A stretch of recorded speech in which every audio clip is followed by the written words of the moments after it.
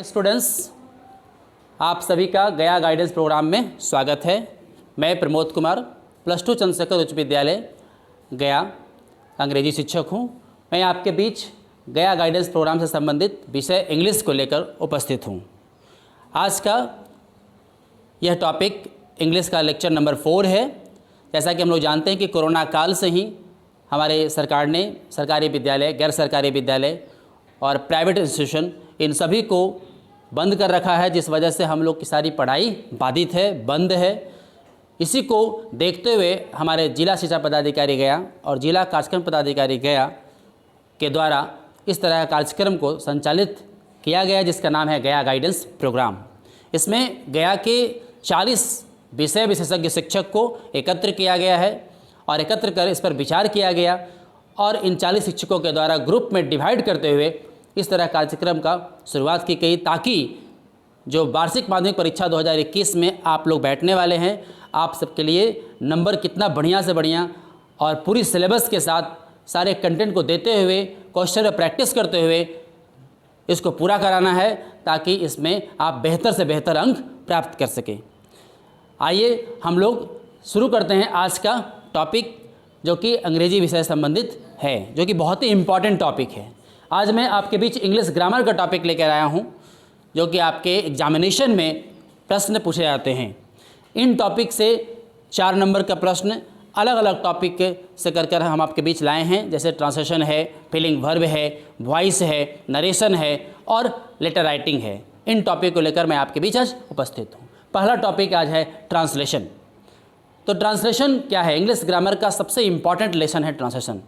ये एक base form है इंग्लिश ग्रामर का, और इसे हम जब ट्रांसलेट करते हैं तो ध्यान देखते हैं कि किसी भी वाक्य को जब हम लिखते हैं तो सबसे पहले ज़रूरी होता है सब्जेक्ट का, कर्ता का, और कर्ता के बाद हम बाद में फिर क्रिया और कर्म को रखते हैं।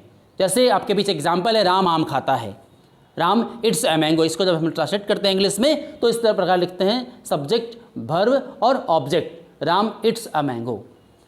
इस प्रकार हम देखते हैं कि वाक्य किसी नियम के तहत ट्रांसलेट की जाती है, जहां कर्ता के साथ वर्ब में एस और यस लगाकर हम वर्ब को पूरा करते हैं।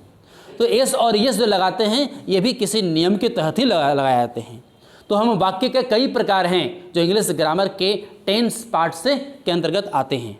आइए हम लोग चलें, टेंस लेसन क्या है? टेंस मीन्स काल होता है। जैसा कि हम जानते हैं कि टेंस को 3 प्रकार से बांटा गया है, प्रेजेंट टेंस, पास्ट टेंस और फ्यूचर टेंस।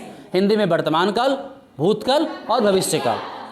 जो समय वर्तमान की चर्चा करता है वो वर्तमान काल कहलाते हैं, जो बीते हुए समय की चर्चा करता है वो भूतकाल कहलाते हैं, और जो आने वाला समय की चर्चा करता है वो भविष्य काल कहलाता है। पहला जो मेरा टॉप प्रकार है वो है प्रेजेंट टेंस, वर्तमान काल। इसके अंतर्गत 4 अलग अलग प्रकार हैं, present indefinite, present continuous, present perfect और प्रेजेंट परफेक्ट कंटिन्यूअस। बारी बारी से हम लोग देखें इसको डिटेल में कि प्रेजेंट इंडेफिनिट क्या है और इसकी पहचान कैसे हम लोग करते हैं। तो प्रेजेंट इंडेफिनिट की पहचान है कि किसी वाक्य क्रिया के अंत में ता है, ते हैं, ती है इत्यादि आता हो। इसके बनाने का नियम है, स्ट्रक्चर है subject plus V1/V5 plus object.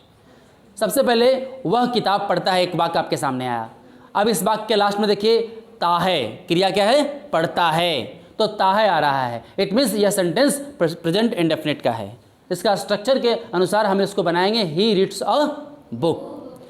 उसी प्रकार दूसरा काइंड है प्रेजेंट कंटिन्यूअस। इसकी पहचान है कि वाक्य क्रिया के अंत में रहा है, रही है, रहे हैं इत्यादि आते हों। इसके तहत स्ट्रक्चर हैं subject plus EJMR plus V1 plus ING, जिसको हम लोग V4 भी कहते हैं, प्लस ऑब्जेक्ट। और एग्जाम्पल है इसके, मैं क्रिकेट खेल रहा हूँ, मैं क्रिकेट खेल रहा हूँ। इसका ट्रांसलेट करेंगे इंग्लिश में तो हो जाएगा आई एम प्लेइंग क्रिकेट, क्योंकि आई सब्जेक्ट फॉर्म में, आई के अनुसार हम EJMR में से एम को चुनते हैं, क्योंकि आई के अनुसार हम एम का चयन करेंगे। ईच और आर जो है इसके लिए सफिशिएंट नहीं माना गया है, तो आई एम प्लेइंग क्रिकेट इसका सही आंसर होगा। इस तरह से हम ट्रांसलेट करते हैं। तीसरा काइंड से प्रेजेंट टेंस का वो है प्रेजेंट परफेक्ट। इसकी पहचान क्या है? तो इसकी पहचान है वाक्य क्रिया के अंत में या है, ई है, ए हैं, चुका है, चुकी है, चुके हैं इत्यादि। इसका स्ट्रक्चर है subject plus has have plus V3 plus object, यानी हैज हैव में से किसी एक हम क्रिया का उपयोग करते हैं अकॉर्डिंग टू सब्जेक्ट। सीता रोटी बना चुकी है, सीता सब्जेक्ट है, सीता थर्ड पर्सन नाउन है, इसलिए हम यहाँ पे हैज और हैव दोनों में से हैज का प्रयोग करेंगे सीता के अनुसार, तो सीता हैज हो जाएगा। और वर्ब में थर्ड फॉर्म यूज़ करेंगे तो हो जाएगा Sita has cooked a chapati oblique bread, चपाती या ब्रेड दोनों में से किसी एक को रखेंगे। चौथा काइंड है प्रेजेंट टेंस का, प्रेजेंट परफेक्ट कंटिन्यूअस टेंस। इसकी पहचान है कि वाक्य क्रिया के अंत में समय के साथ क्रिया का होना, रहा है, रही है, रहे हैं, यानी समय निर्धारित है, निश्चित है, तो समय के साथ क्रिया का होना प्रेजेंट परफेक्ट टेंस कहलाएगा। जैसे राम सुबह से पत्र लिख रहा है, इसका स्ट्रक्चर है subject plus has have plus been plus V1 ING plus object since for plus time. हम सिंस फोर का प्रयोग यहाँ पे टाइम के लिए किया गया है। तो राम सुबह से पत्र लिख रहा है, इसका ट्रांसलेट करेंगे इंग्लिश में तो हो जाएगा Ram has been writing a letter since morning. अब है सिंस मॉर्निंग क्यों किया गया है, तो देखिए नोट में लिखा हुआ है सिंस और फोर का प्रयोग हम लोग कहाँ कहाँ करते हैं, तो सिंस का प्रयोग है फॉर पॉइंट ऑफ टाइम के लिए। एग्जाम्पल 2018, इवनिंग, टुडे, इन सभी शब्द के साथ हम सिंस का प्रयोग करेंगे। फोर का प्रयोग कहाँ करेंगे, फॉर पीरियड ऑफ टाइम के लिए, जहाँ पे 4 आवर्स आ रहा है, 10 डेज आ रहा है, 2 ईयर्स आ रहा है, 10 ईयर्स आएगा, उन सब के साथ हम फोर का प्रयोग करेंगे। दूसरा टेंस का काइंड्स है वो है पास्ट टेंस, यानी भूतकाल, जो बीते हुए समय के बारे में चर्चा करता है, बताता है। तो पास्ट टेंस को भी हम 4 प्रकार से बांटते हैं। कैसे, past indefinite, past continuous, past perfect और पास्ट परफेक्ट कंटिन्यूअस। देखते हैं पास्ट इंडेफिनिट की पहचान क्या है। तो इसकी पहचान है वाक्य क्रिया के अंत में या, ए, ई इत्यादि रहे तो हम उसे पास्ट इंडेफिनिट कहेंगे। मीरा गीत गाई, वे लोग मैदान में दौड़े, मैंने खाना खा लिया। ये अंत में क्या आ रहा है, ई आ रहा है, या आ रहा है, आ रहा है। इसका स्ट्रक्चर है subject plus V2 plus object, subject plus V2 plus object. Meera sang a song, Meera गीत गाई। दूसरा काइंड से पास्ट टेंस का पास्ट कंटिन्यूअस, जिसकी पहचान है वाक्य क्रिया के अंत में रहा था, रही थी, रहे थे इत्यादि। अब इसके स्ट्रक्चर है subject plus was were plus V1 plus ING plus object. वे लोग दौड़ रहे थे, घोड़े सड़क पर दौड़ रहे थे। ये सेंटेंस पास्ट कंटिन्यूअस के अनुसार आते हैं। तो इसकी स्ट्रक्चर के अनुसार सेंटेंस होगा देवर रनिंग, वे लोग दौड़ रहे थे। तीसरा काइंड है पास्ट टेंस का पास्ट परफेक्ट। इसकी पहचान है वाक्य क्रिया के अंत में चुका था, चुकी थी, चुके थे, या था, ये थी इत्यादि रहें। इसका स्ट्रक्चर है subject plus had plus V3 plus object, subject plus had plus V3 plus object. गाय घास चर चुकी थी, the cow had grazed the grass, the cow had grazed the grass. चौथा काइंड से पास्ट परफेक्ट कंटिन्यूअस। यहाँ वाक्य में पहचान करेंगे कि जिस क्रिया के अंत में समय के साथ रहा था, रही थी, रहे थे आदि रहे। राजू 2 साल से फुटबॉल खेल रहा था, जिसका स्ट्रक्चर है subject plus had plus been plus V4 plus object plus since for plus time. Raju had been playing football for 2 years, क्योंकि यहाँ पे 4 के साथ पीरियड ऑफ टाइम आ रहा है 2 ईयर्स का, इसलिए हम लोग 4 का इस्तेमाल किए हैं। इस प्रकार हम लोग टेंस का दूसरा काइंड पास्ट टेंस भी फिनिश कर लिए। तीसरा काइंड से टेंस का फ्यूचर टेंस, जो भविष्य काल के बारे में बतला रहा है। फ्यूचर टेंस के अंतर्गत 4 काइंड्स हैं, future indefinite, future continuous, future perfect और फ्यूचर परफेक्ट कंटिन्यूअस। बारी बारी से हम लोग इसको देखेंगे विस्तृत रूप से। फ्यूचर इंडेफिनिट क्या है, तो इसकी पहचान है वाक्य क्रिया के अंत में गा, गे, गी, वे लोग खाएंगे, मैं दौड़ूंगा, राम किताब पढ़ेगा, शिक्षक विद्यालय में बच्चों को पढ़ाएंगे इत्यादि। इस प्रकार के सेंटेंस फ्यूचर इंडेफिनिट के अंतर्गत आएंगे। स्ट्रक्चर है subject plus shall be plus V1 plus object, तुम किताब पढ़ाओगे, you will teach a book. इस प्रकार का सेंटेंस आपके फ्यूचर इंडेफिनिट में आएंगे। फ्यूचर कंटिन्यूअस, जिसकी पहचान है वाक्य के अंत में ता रहेगा, ती रहेंगे, ते रहेंगे इत्यादि। गीता विद्यालय जाती रहेगी, इसका स्ट्रक्चर है subject plus shall be plus be plus V4 plus object, Geeta will be going to a school. और थर्ड वन है फ्यूचर परफेक्ट, इसकी पहचान है वाक्य में के अंत में चुकेगा, चुकेगी। इस प्रकार का सेंटेंस की पहचान हम फ्यूचर परफेक्ट में करेंगे। इसका स्ट्रक्चर है subject plus shall will plus have plus V3 plus object. हम लोग बाजार जा चुकेंगे, मेरा नृत्य कर चुकेगी। और सेंटेंस है we shall have gone to market, जो कि स्ट्रक्चर ऊपर लिखा हुआ है subject plus shall will plus have plus V3 plus object के अनुसार। और चौथा काइंड है फ्यूचर परफेक्ट कंटिन्यूअस, जिसकी पहचान है समय के साथ ता रहेगा, ती रहेगी, ते रहेंगे। यहाँ भी निर्धारित है समय का संबोधन इसलिए किया गया है ताकि इस टेंस में समय को दर्शाया गया है। समय को देखते हुए हमें वाक्य की पहचान करना है। स्ट्रक्चर है subject plus shall will plus have plus been plus V4 plus object plus since for या फ्रॉम प्लस टाइम। मुन्ना 5 बजे से टॉफी के लिए रोता रहेगा, समय है 5 बजे से, इसलिए Munna will have been weeping for toffee from 5 o'clock। यहाँ सिंस फॉर की जगह हम फ्रॉम का इस्तेमाल कर रहे हैं, क्योंकि हम सिंस फॉर की जगह पे फ्रॉम का भी प्रयोग करते हैं फ्यूचर परफेक्ट कंटिन्यूअस में सिर्फ, अन्यथा वहाँ पे सिंस 5 o'clock भी सही है। अब आपके बीच ऑब्जेक्टिव क्वेश्चन इस प्रकार से पूछे जाएंगे जो कि आपके बीच उपस्थित है। आप इसको देखेंगे, आपके डिस्क्रिप्शन बॉक्स में दिया जाएगा, आप इसको देखते हुए और इसका हल भी करेंगे, इसका आंसर भी यहाँ पे दिया हुआ है। आगे सेंटेंस हम देखते हैं। इस ट्रांसलेशन के बाद मेरा जो अगला टॉपिक है आपके बीच वो है वर्ब। इसको हम लोग कहते हैं क्रिया। क्रिया क्या है?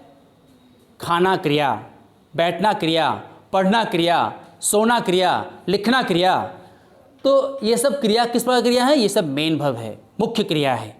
और इसको सपोर्ट में is, am, are, has, have, was, were, shall, will, do, does, can, should, ये सपोर्टिंग वर्ब है। इसको हम लोग एक्सिलरी वर्ब भी कहते हैं। तो क्रिया के मुख्य 2 प्रकार हुए, एक्सिलरी वर्ब और मेन वर्ब। अब एक क्रिया के कौन कौन से उपयोग हैं, यूजेज ऑफ वर्ब्स, जिसका उपयोग कहाँ करते हैं? तो उसका उपयोग करते हैं हम सिंगुलर सब्जेक्ट के साथ। सिंगुलर सब्जेक्ट ही हुआ, सी हुआ, इट हुआ, या हम कोई पार्टिकुलर नेम रखते हैं, इन सब के साथ हम जो क्रिया यूज करेंगे वो क्या यूज करेंगे? इज यूज करेंगे। यानी सिंगुलर सब्जेक्ट के साथ हम सिंगुलर वर्ब का प्रयोग करते हैं। उसी प्रकार से प्लुरल वर्ब, प्लुरल सब्जेक्ट है वी, यू, दे, ये प्लुरल सब्जेक्ट हैं, इसके साथ हम क्रिया आर का प्रयोग करते हैं। यानी देखते हैं कि रूल में लिखा हुआ है कि सिंगुलर सब्जेक्ट के साथ सिंगुलर वर्ब का प्रयोग होगा, जैसे द टीचर इज टीचिंग। दूसरा है प्लुरल सब्जेक्ट के साथ प्लुरल वर्ब का प्रयोग होगा, द स्टूडेंट्स आर रीडिंग। और तीसरा यूज है यदि 2 सिंगुलर सब्जेक्ट आपस में एंड से जुड़ जाएं, मोहन एंड सोहन, सीता एंड गीता। उसी प्रकार यहाँ है the student and the teacher. उसके बाद हम वर्ब क्या करेंगे? प्लुरल वर्ब का प्रयोग करेंगे। जब 2 सब्जेक्ट आपस में एंड से जुड़ जाए तो हम प्लुरल वर्ब का प्रयोग करेंगे, the student and the teacher were labouring. अगला रूल है, नियम है कि लेकिन यदि एंड के द्वारा 2 ऐसे सब्जेक्ट आपस में जुड़े हों जो सदा जोड़ा बनाकर आते हों और दोनों का सेंस यानी मीनिंग्स एक हो, अर्थ एक आता हो, निकलता हो, तो हमें एंड से जुड़े रहने के बावजूद भी हम वर्ब क्या करेंगे? सिंगुलर प्रयोग करेंगे, यहाँ प्लुरल प्रयोग नहीं करेंगे। जैसे है bread and butter was my only food. Clear? अगला रूल है यदि 2 subject as well as, along with, like, unlike, except, with, rather than, and not, but के द्वारा जुड़ा हो तो वर्ब प्रथम वाले सब्जेक्ट के अनुसार होगा। The teacher as well as students blank space labouring क्या होगा? इज होगा, क्योंकि एज वेल एज के अनुसार हम द टीचर पहला सब्जेक्ट के अनुसार वर्ब भरेंगे, यानी द टीचर सिंगुलर सब्जेक्ट है, इसलिए आपको वर्ब क्या होगा? सिंगुलर इज होगा। अब आइए ऑब्जेक्टिव क्वेश्चन। अब इस लेसन वर्ब से ऑब्जेक्टिव क्वेश्चन जो आपके बीच आ जा रहा है, जो प्रश्न पूछा जाएगा एग्जामिनेशन में, वो इस प्रकार से रहेंगे। Mohan as well as Ram blank space greedy, यानी एज वेल एज के अनुसार हम मोहन सब्जेक्ट को देखते हुए वर्ब का प्रयोग करेंगे, यानी सिंगुलर वर्ब होगा तो सिंगुलर वर्ब कहाँ है? इज है, बी इसका आंसर सही है। उसी प्रकार the portrait was hanged on the wall, neither food nor water was given, early to bed and early to rise makes a man healthy wealthy and wise. ये proverb है, इसके अनुसार मेक्स का सही आंसर भरा जाएगा। अगला टॉपिक मेरा है वॉइस, जो कि वेरी वेरी इंपॉर्टेंट लेसन है आपके लिए इंग्लिश ग्रामर का। तो हम इससे पहले देखिए ट्रांसलेशन में किस प्रकार सब्जेक्ट को देखते हुए हम सेंटेंस का रचना किए। हम वॉइस में देखेंगे कि ऑब्जेक्ट को मानते हुए हमें वाक्य को निर्धारण करना है, यानी वॉइस में हम ऑब्जेक्ट को प्रधानता देते हैं, कर्म की प्रधानता देते हैं। सेंटेंस आपके बीच जिसमें दिया हुआ है राम आम खाता है, तो राम इट्स अ मैंगो, लेकिन इसको हम जब इस रूप में लिखते हैं राम आम राम के द्वारा खाया जाता है, यानी इस राम आम खाता है को एक्टिव वॉइस में लिखा गया है, इसको पैसिव वॉइस में लिखा जाता है आम राम के द्वारा खाया जाता है। A mango is eaten by Ram, जो कि इसको ट्रांसलेट करेंगे पैसिव वॉइस में तो एक स्ट्रक्चर के नियम के तहत देखिए यहाँ पे बनाया गया है। एक्टिव वॉइस का स्ट्रक्चर है subject plus V1 V5 plus object, जो कि हम पढ़ चुके हैं ट्रांसलेशन में, क्योंकि ये टेंस प्रेजेंट इंडेफिनिट का है। अब इसको हम चेंज करेंगे पैसिव वॉइस में, तो इसका स्ट्रक्चर है object plus EJMR plus V3 plus by plus object, यानी हमें इसी स्ट्रक्चर पे सेंटेंस को चेंज करना है पैसिव वॉइस में। और प्रेजेंट है इसलिए यहाँ पे इज एम आर का प्रयोग किया गया है। और नोट में कहा गया कि पैसिव वॉइस में वर्ब हमेशा बेहतरी फॉर्म में होगा, क्योंकि सेंटेंस किसी भी रूप में हो, अफर्मेटिव हो, इंट्रोगेटिव हो, इम्परेटिव हो, एक्सक्लामेटरी हो, किसी भी रूप में सेंटेंस हो, लेकिन वर्ब का प्रयोग हम लोग बेहतरी फॉर्म में ही करेंगे पैसिव वॉइस में। सेंटेंस देखिए आपके बीच और आ रहा है, उसने खाना खा लिया, उसने खाना खा लिया। ये कौन सा टेंस का सेंटेंस है? पास्ट इंडेफिनिट का है, लास्ट में या आ रहा है। तो इसको चेंज करेंगे, सेंटेंस बनाएंगे ही एट फूड, जो कि एक्टिव वॉइस में लिखा गया है। इसको चेंज करेंगे पैसिव वॉइस में, तो हो जाएगा food was eaten by him passive voice में। यानी ध्यान रहे कि हमें पैसिव वॉइस में वर्ब के बाद वाई का भी प्रयोग करना है। वाई के बाद हम सब्जेक्ट के रूप लाएंगे। वहाँ पे सब्जेक्ट यदि प्रोनाउन है तो उसका ऑब्जेक्टिव केस लाएंगे, नाउन है तो नाउन को उठा के ले आएंगे। क्लियर? अब कुछ बाकी इस प्रकार आपके दिए हुए हैं, इसको चेंज करिए पैसिव वॉइस में। I have killed a snack, a snack has been killed by me.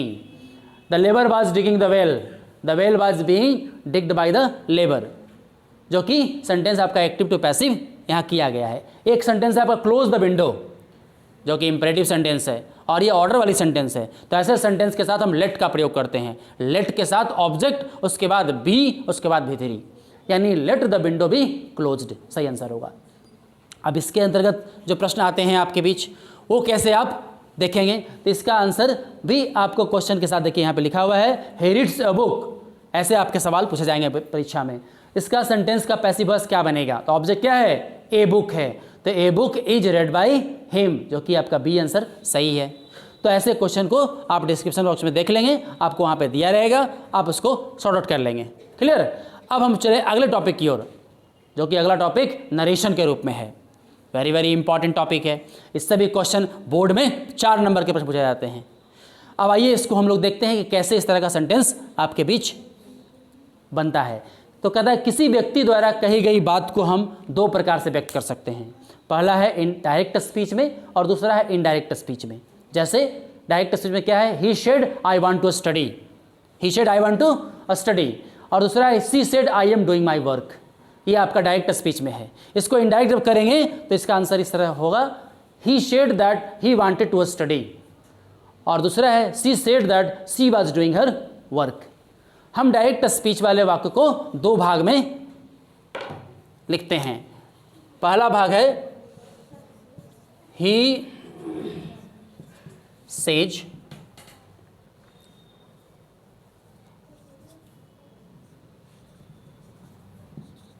I will play. देखेंगे ये पहला भाग है, या दूसरा भाग है। सेंटेंस को 2 अलग भाग में डिवाइड किया गया है। इस भाग को कहते हैं रिपोर्टिंग वर्ब और इस भाग को कहते हैं रिपोर्टेड स्पीच। क्लियर? ये 2 अलग अलग भाग हैं। हम पहला भाग को रिपोर्टिंग वर्ब कहेंगे, दूसरे भाग को रिपोर्टेड स्पीच कहेंगे। लेकिन जब इसे हम इनडायरेक्ट स्पीच में बदलते हैं तो कई नियम हैं। तो उसमें पहला नियम है प्रोनाउन में होने वाले परिवर्तन। प्रोनाउन में होने वाले परिवर्तन को देखेंगे एक एक करके। पहला रूल है कि रिपोर्टेड स्पीच में जो फर्स्ट पर्सन के सर्वनाम होते हैं उन्हें रिपोर्टिंग वर्ब के कर्ता के पर्सन के अनुसार बदला जाता है। यह रिपोर्टेड स्पीच का सब्जेक्ट है।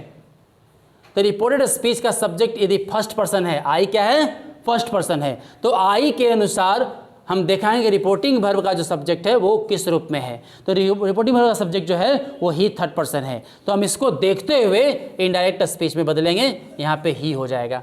यानी इसका आंसर जब बनेगा, आंसर तो हो जाएगा ही सेज, कॉमा हटाकर क्या लगाएंगे? दैट का प्रयोग करेंगे और ही हो जाएगा, और विल एज यूजुअल रहेगा, ही विल प्ले। इस प्रकार सेंटेंस को हम लोग ट्रांसलेट करेंगे इनडायरेक्ट स्पीच में। दूसरा नियम है रिपोर्टेड स्पीच में जो सेकेंड पर्सन के सर्वनाम होते हैं उन्हें रिपोर्टिंग वर्ब के ऑब्जेक्ट के अनुसार बदला जाता है।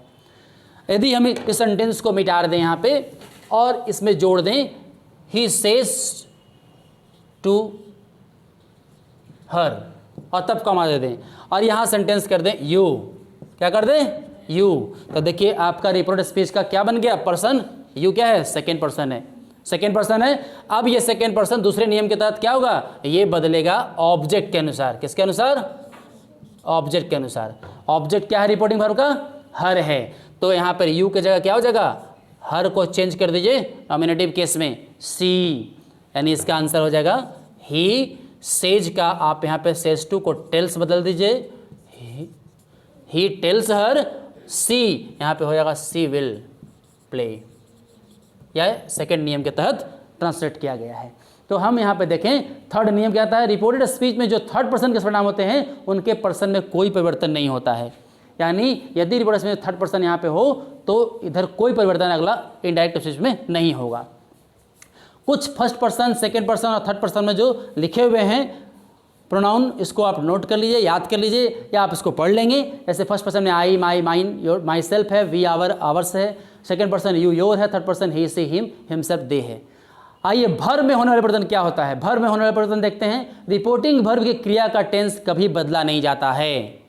रिपोर्टिंग वर्ब की क्रिया का टेंस कभी बदला नहीं जाता। जैसे रिपोर्टिंग वर्ब आपका ये है तो इसकी क्रिया का बदलाव हो रहा है, कब हो रहा है, सेज टू आने पर हो रहा है। लेकिन यदि सेज था इससे पहले तो हम लोग वहाँ पे सेज ही लिखे थे, यानी क्रिया में बदलाव नहीं होता है। सेकंड, दूसरा टॉपिक दीजिए, रिपोर्टिंग वर्ब में सेड टू के स्थान पर told, asked, requested, ordered, exclaimed आदि शब्दों का प्रयोग किया जाता है, परंतु क्रिया का टेंस वही रहता है। यानी रिपोर्टिंग वर्ब में हम सेज टू लाएं तो सेज टू से बदलाव क्या हो गया, टेल्स हो गया। यदि सेड टू होता तो टोल्ड हो जाता। ठीक है, तो इस तरह से हम सेकंड नियम के तहत इसको फॉलो किए हैं। थर्ड नियम कहता है रिपोर्टिंग वर्ब यदि प्रेजेंट टेंस या फ्यूचर टेंस में हो तो रिपोर्टेड स्पीच के टेंस में कोई परिवर्तन नहीं होता है। यानी रिपोर्टिंग वर्ब जब प्रेजेंट में हो तो देखिए रिपोर्टेड स्पीच में टेंस में कोई परिवर्तन नहीं हो रहा है। यहाँ फ्यूचर है, फ्यूचर ही रह गया। यदि प्रेजेंट रहता तो प्रेजेंट ही हो जाता। यानी हम देखते हैं रिपोर्टिंग वर्ब यदि प्रेजेंट में या फ्यूचर में रहने पर रिपोर्टेड स्पीच का भी टेंस फ्यूचर और प्रेजेंट दोनों में से किसी भी में ही रहेगा तो आंसर उसका उसी टेंस में रहेगा। चौथा नियम है रिपोर्टेड स्पीच में यदि किसी यूनिवर्सल ट्रूथ, हैबिट, फैक्ट या हिस्टोरिकल ट्रूथ का वर्णन हो तो उसे इनडायरेक्ट में बदलते समय टेंस में कोई परिवर्तन नहीं किया जाता। यद्यपि रिपोर्टिंग वर्ब का टेंस कुछ भी हो, यानी इधर आपका रिपोर्टिंग वर्ब में सेज हो या सेड हो, यदि आपका यूनिवर्सल ट्रूथ लिखा हुआ है सेंटेंस इस प्रकार से, I said to her man is mortal, man is mortal, देखिए ये यूनिवर्सल ट्रूथ है। तो आपका यहाँ पे रिपोर्टिंग वर्ब किस में है, पास्ट में है। पास्ट में होने के बावजूद आपका रिपोर्टेड स्पीच यूनिवर्सल ट्रूथ यहाँ पे है। जब हम इसको बदलाव करेंगे तो इसका आंसर इस रूप में होगा, सिर्फ सेड टू बदल जाए किसमें, ही, आई टोल्ड हर, कॉमा के जगह पे दैट का प्रयोग करेंगे, ये अलग रूल है। और यहाँ पे आपका universal truth man is mortal ही रहेगा, इसमें कोई बदलाव नहीं होगा। क्लियर। तो इस प्रकार के हम रूल्स देख लिए। अब है टेंस में परिवर्तन के कुछ उदाहरण, इसको याद कर लीजिए, ध्यान रहे। सिंपल प्रेजेंट को सिंपल पास्ट में बदला जाता है। कहाँ, रिपोर्टेड स्पीच में। रिपोर्टेड स्पीच में सिंपल प्रेजेंट रहेगा तो सिंपल पास्ट में बदल दीजिए। जैसे she said John works in A factory, she said that John worked in A factory, simple past हो गया। प्रेजेंट कंटिन्यूअस को पास्ट कंटिन्यूअस में बदल दिया जाता है। राधा सेड टू सीमा, तो I am working hard for the examination, Radha told Seema that she was working hard for the examination. देखिए यहाँ पे I am working, she was working, present continuous कहाँ बदल गया, पास्ट कंटिन्यूअस में। फिर उसके बाद तीसरा है प्रेजेंट परफेक्ट को पास्ट परफेक्ट में बदल दिया जाता है। Arun said I have seen the Taj, देखिए प्रेजेंट परफेक्ट है, Arun said that he had seen the Taj, जो कि बदलाव पास्ट परफेक्ट में हो गया। और चौथा है प्रेजेंट परफेक्ट कंटिन्यूअस को पास्ट परफेक्ट कंटिन्यूअस में बदल दिया जाता है। Sarla said to Shashi I have been working hard for over a month, Sarla told Shashi that she had been working hard for over a month. इस प्रकार हमने रूल में परिवर्तन को देखा यहाँ पे। अब है चूज द करेक्ट ऑप्शन, जो कि आपके एग्जामिनेशन में पूछा जाता है। क्या है, Pammi said comma I want to buy a car. अब बताइए इस सेंटेंस में किसका सही आंसर क्या होगा, ए, बी, सी और डी। तो सही आंसर क्या है, B, Pammi said that she wanted to buy a car. क्यों, क्योंकि प्रेजेंट इंडेफिनिट बदल गया पास्ट इंडेफिनिट में। उसी प्रकार हमारा ये टॉपिक ऑब्जेक्टिव क्वेश्चन आपके डिस्क्रिप्शन बॉक्स में दिया रहेगा, आप उसे वहाँ देखकर सॉल्व कर लेंगे। अगला टॉपिक की ओर बढ़ते हैं जो कि लेटर राइटिंग है। लेटर राइटिंग से भी सवाल 5 नंबर का दिया जाता है और 5 नंबर का सवाल आपके पास 5 नंबर तुरंत आ जाएगा। बहुत ही आसान है इसको समझना, क्योंकि लेटर राइटिंग 2 प्रकार के होते हैं, एक है फॉर्मल लेटर, दूसरा होता है इनफॉर्मल लेटर। फॉर्मल मीन्स अनुशासन में रहना, फॉर्म में रहना, नहीं यूनिफॉर्म में आना। इट मीन्स इसको हम लोग विद्यालय स्तर पे, कॉलेज स्तर पे या कोचिंग संस्थान स्तर पे हम इसको पत्र को लिखते हैं, ऑफिशियली रूप में इसका प्रयोग किया जाता है। और इनफॉर्मल जो कि सगे संबंधियों के पास लिखा जाता है। तो हम फॉर्मल लेटर की बात करें, फॉर्मल लेटर में क्वेश्चन क्या है, क्वेश्चन किस प्रकार आपके दिए रहेंगे। तो फॉर्मल लेटर में क्वेश्चन दिए रहेंगे कि write an application to your principal asking him for leave of absence to attend your cousin's marriage. यानी आपको अपने चचेरे फुफेरे भाई बहन के शादी में जाना है, अटेंड करना है, जिसके लिए आप प्रिंसिपल के पास छुट्टी के लिए दरख्वास्त की हैं, अनुमति पत्र लिखे हैं। अब इसके फॉर्मेट क्या होगा, इसके फॉर्मेट क्या होगा, तो इसके फॉर्मेट के अनुसार हम देखते हैं कि सबसे पहले आप अपना सेंडर एड्रेस देंगे। क्या देंगे? Sender address. अरे आप लिख रहे हैं तो आप कहाँ के रहने वाले हैं, सपोज आप खिजासराय के रहने वाले हैं, तो आप दे देंगे है ना मार्केट 64 मार्केट खिजासराय। जैसा कि हम लिखे हैं कि मैं रहने वाला हूँ 64 भी न्यू कॉलोनी पटना का, मैंने अपना एड्रेस दे दिया। उसके बाद डेट दे दीजिए, आज का डेट क्या है 6 जनवरी 2021। और डेट का तरीका ये है, ये फॉर्मेट डेट लिखेंगे, ना कि इस तरह से लिखेंगे, ये गलत तरीका है। लोग 6, 1 और 21 कर देंगे, ये गलत तरीका है। आप इस तरीके को नहीं दर्शाएंगे, आपका तरीका होगा 6 जनवरी 2021।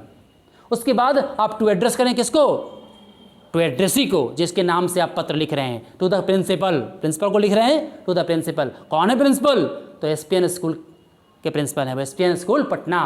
अब आइए सब्जेक्ट पे, आपका सब्जेक्ट क्या है? सब्जेक्ट है 4 days leave to participate in cousin's marriage. आपका विषय वस्तु क्या है कि 4 दिन की छुट्टी के लिए आपको चचेरे भाई के शादी में अटेंड करना है, उपस्थित होना है। आप ग्रीटिंग दीजिए, ग्रीटिंग किनको? सर को।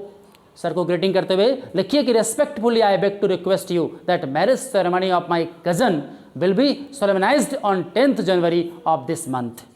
इट मीन्स आदरपूर्वक आपको कहना है क्या कि रिक्वेस्ट यू कि जो शादी समारोह जो हो जा रही है मेरे कजन का, वो 10 जनवरी के अवसर पर 10 जनवरी को इस महीने का शुरू होने वाला है समारोह, विवाह का समारोह। So my presence on the occasion is highly required relating to necessary arrangement during the marriage. और उस शादी के अवसर पे मुझे वहाँ होना, उपस्थित होना जरूरी है। therefore request your honour to be kind enough to grant me 4 days leave. इसलिए मैं इसलिए आपसे दरख्वास्त करता हूँ कि मुझे इस 4 दिन की छुट्टी को दिया जाए। आपकी इस ऑनर्स के लिए मैं हाईली थैंकफुल और ग्रेटफुल रहूँगा, आभार प्रकट करूँगा। आपका विश्वासी पात्र छात्र, योर्स फेथफुल पुपिल। आप यहाँ पे ओबीडियंटली जो लिखते हैं स्टूडेंट्स, उसकी जगह पे लिखें yours faithful pupil, sincerely students या पुपिल। आपका नाम राजू, कविता, राम, रवि जो रहे और रोल नंबर, क्लासरूम। दूसरा लेटर राइटिंग क्या है? इनफॉर्मल, जो कि अपने सगे संबंधी, मित्र के पास, पिता के पास, माता के पास पत्र लिखते हो, वो इनफॉर्मल लेटर के अंतर्गत आते हैं। आपके बीच क्वेश्चन इस तरह से रहेगा, write a letter to your father asking him for money to buy a few books. कुछ किताब खरीदना है, इसके लिए आपको पिताजी के पास पत्र लिखना है। उसका फॉर्मेट है सेंडर एड्रेस, यहाँ भी आप अपना एड्रेस देंगे पहले, उसके बाद डेट देंगे, इस तरीके से नहीं बल्कि उस तरीके से जो वहाँ पर हम लोग दर्शाए थे। उसके बाद सैल्यूटेशन, ग्रीटिंग करेंगे, dear father, dear mother, dear friend. यदि फ्रेंड इक्वली है तो डियर राधा, डियर राजू भी कर सकते हैं। और उसको इस तरह से सैल्यूटेशन ग्रीटिंग दीजिए, I hope my letter finds you in good health, है ना। मैं आशा करता हूँ कि my letter finds you in good health, कि आपको अच्छे शुभ समाचार के साथ पत्र प्राप्त हुआ है। You will be glad to know, आपको जानकर खुशी होगी। उसके बाद चर्चा करिए किसके बारे में? About the purpose of writing. जो लिख रहे हैं उसका उद्देश्य के बारे में लिखिए, पत्र जो लिख रहे हैं उसका क्या उद्देश्य है, उसका डिटेल में दीजिए उसका उद्देश्य। और तब कंक्लूडिंग लाइंस लास्ट में लिखते हुए अपना प्यार दीजिए, आशीर्वाद दीजिए, कॉम्प्लीमेंट्री लिखिए वहाँ पे और अपना नाम दे दीजिए। क्वेश्चन का इस देखिए प्रारूप पे लिखा हुआ भी है कि रवि आश्रम पटना, मैं लिख रहा हूँ पत्र, रवि आश्रम पटना 6 दिसंबर 2020 का डेट में पत्र लिख रहा हूँ। डियर फादर, आदरणीय पिताजी, आदरणीय पिताजी, I received your affectionate letter and noted its content, I am all well here.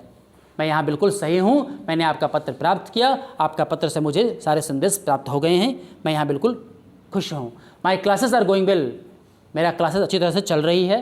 I have to buy some books, मुझे कुछ किताबें खरीदनी है। सो आई नीड सम मनी, इसलिए मुझे कुछ पैसे की ज़रूरत है, आवश्यकता है। Please send my respect, please send me ₹1000 at the earliest so that I may continue my studies and preparation for the examinations. इससे कृपया मुझे 1000 रुपया जितनी जल्दी हो सके मुझे भेजवा दें, ताकि मैं अपने पढ़ाई को जारी रख सकूं और जल्दी हो सके मैं किताब को खरीद सकूं। Please send my respect to respectful mother and love to younger. मेरे आदरणीय माता जी, को प्रणाम करें और छोटे भाई बहन को शुभ प्यार दें। आपका प्यारा बेटा रमन कुमार। ठीक है, तो इस प्रकार से आज के इस वीडियो, आज का क्लास यहीं पे समाप्त हुआ। Best of luck, thank you.